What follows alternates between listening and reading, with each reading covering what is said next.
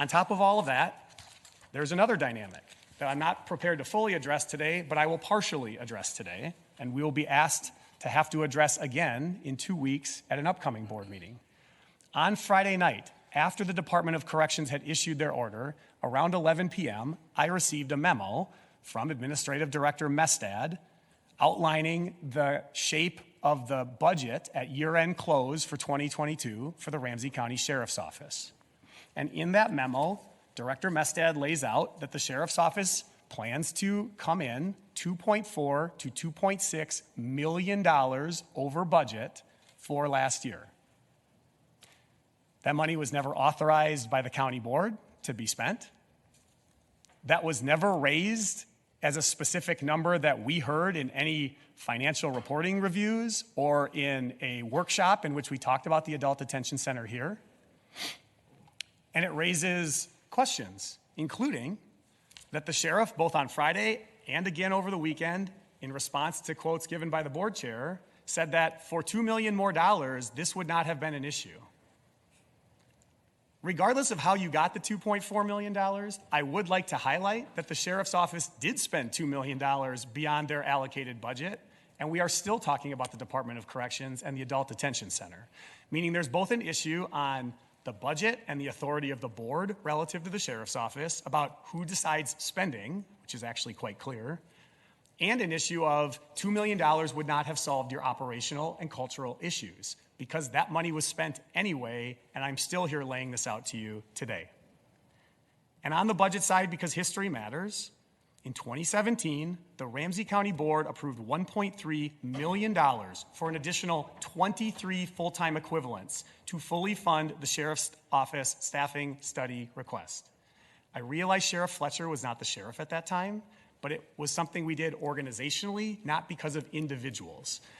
And so as I stepped into this role 5 years ago, that had recently been funded, and it still is on our website, and it talks about the ways in which the county board worked with the sheriff's office to fully fund requests around the adult detention center and transport and other areas.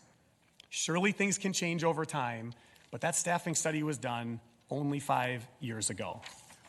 I'm not prepared to fully walk through all elements of the Sheriff's Office memo from Friday. We've been busy dealing with the Department of Corrections order, but in 2 weeks, we will have to close the books for Ramsey County for 2022, and we have to pay obligations that have been incurred.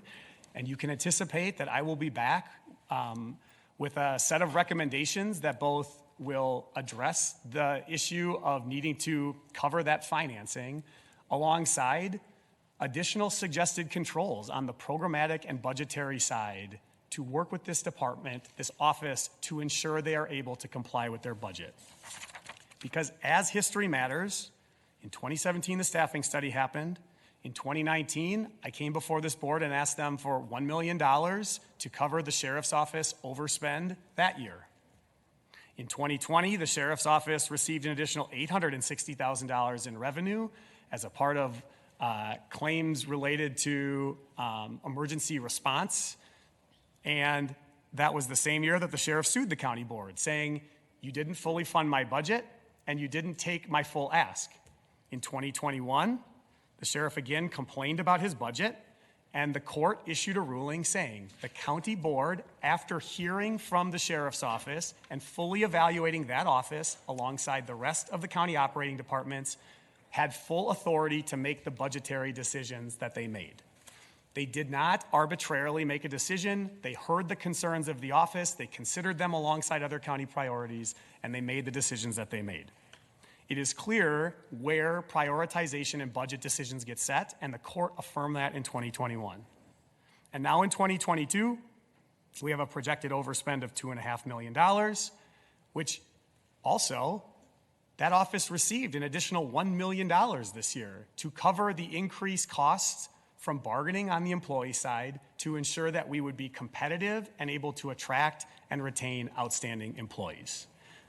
So, I share all that today, Madam Chair, as a way to set the context for where we're at. I appreciate you and the board allowing me to walk through it. I'd be happy to take any questions, and I'll end where you started with an appreciation towards staff who have been a part of working through these challenging dynamics for 5 years. Thank you, County Manager O'Connor. I want to open it